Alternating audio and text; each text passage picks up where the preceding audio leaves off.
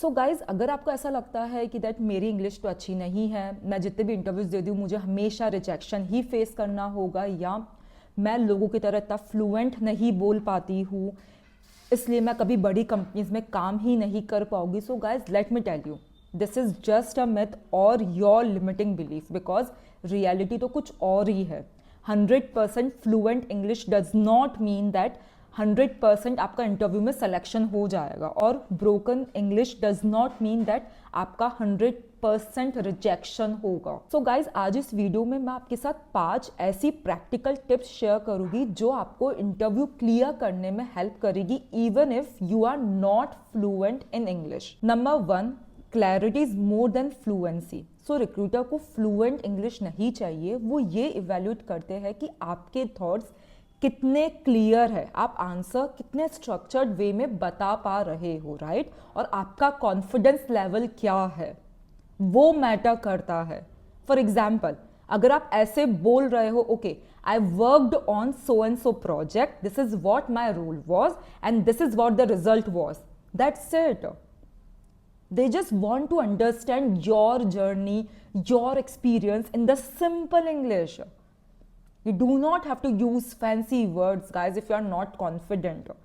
You have to be very clear कि आप क्या बोल रहे हो, जो क्वेश्चन पूछा है वैसे ही आंसर कर रहे हो, कुछ उल्टा फुल्टा तो नहीं बोल रहे हो ना, वो इंपॉर्टेंट है। Tip number 2, memorise structure not sentences.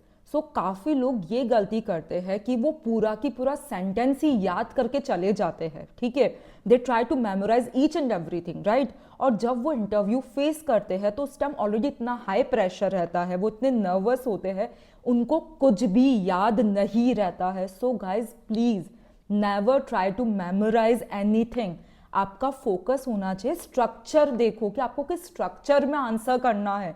जो इंटरव्यूअर है वो तो आपसे क्वेश्चंस किसी भी टाइप का पूछ सकता है, जो आपने सोचा है ऐसा नहीं है उसी के बेसिस पर ही क्वेश्चंस हो सकते हैं ना, क्वेश्चंस तो किसी टाइप के भी हो सकते हैं। तो please never focus on memorising things, always focus on the structure. You can follow the simple structure, that is situation क्या थी, ठीक है? फोकस ऑन द सिचुएशन कि दिस वाज द सिचुएशन, ठीक है? मैंने उस सिचुएशन में क्या करा, the action, what action I have taken, that is the action, and write the result कि इसके बाद क्या रिजल्ट आया था। तो आपको स्ट्रक्चर में आंसर देना है, right? Tip number 3 is pause. So काफ़ी लोग होते हैं वो ये गलती करते हैं, उनको ऐसा लगता है कि अगर उनको इंग्लिश इतनी अच्छे से नहीं आती तो वो बहुत ट्राई करते हैं कि फास्ट बोलने का।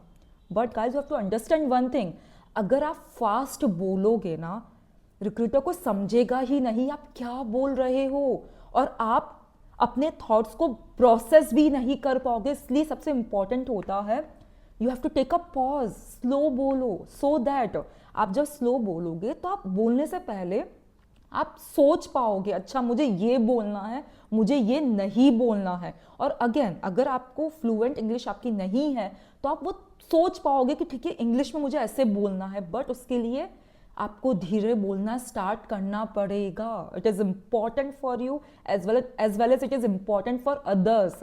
Now guys, let me tell you something important. अगर आपका इंटरव्यू क्लियर नहीं हो पा रहा है तो इसके पीछे सिर्फ इंग्लिश ही रीजन नहीं है, काफ़ी सारे फैक्टर्स होते हैं, जैसे आपका कॉन्फिडेंस, आपकी कम्युनिकेशन स्किल्स, ठीक है? आप आंसर किस स्ट्रक्चर में दे रहे हो, आप कैसे स्ट्रेस को हैंडल करते हो, राइट? सारी चीज़ें मैटर करती है guys, and for that I am hosting a free webinar, that is a live career growth webinar, right? जिसका लिंक आपको डिस्क्रिप्शन बॉक्स में मिल जाएगा। और इस वेबिनार में हम लोग वो सब कुछ डिस्कस करेंगे कि एज ऑफ नाउ 2026 की क्या रिक्वायरमेंट है। अगर आपका इंटरव्यू क्रैक नहीं हो पाया तो आप उसको कैसे क्रैक कर सकते हो, राइट? मैं आपके साथ मेरी प्रैक्टिकल टिप्स शेयर करूंगी जो मैंने पर्सनली फॉलो करी थी। मैंने कैसे बिग 4 कंपनीज के इंटरव्यू क्रैक करे थे, मेरी भी इंग्लिश कोई फ्लुएंट नहीं थी, still I was able to crack it, right?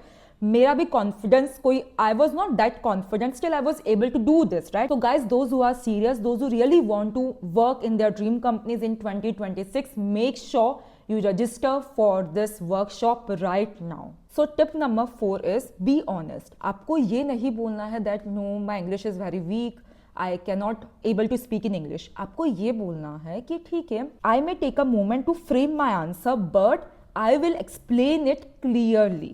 It shows that आप खुद सेल्फ अवेयर हो, राइट?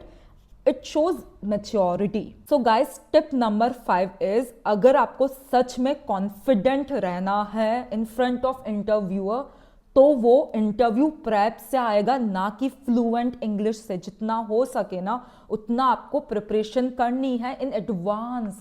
आपको मॉक इंटरव्यू सेशंस करने हैं. You have to do a lot of preparations.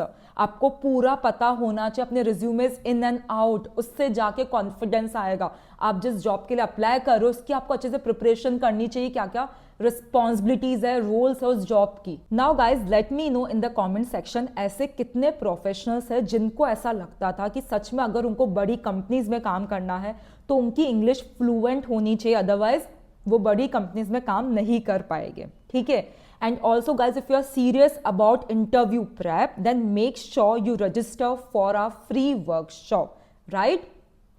And अगर आपको ये वीडियो अच्छा लगा हो, so like it, share it and subscribe to our channel.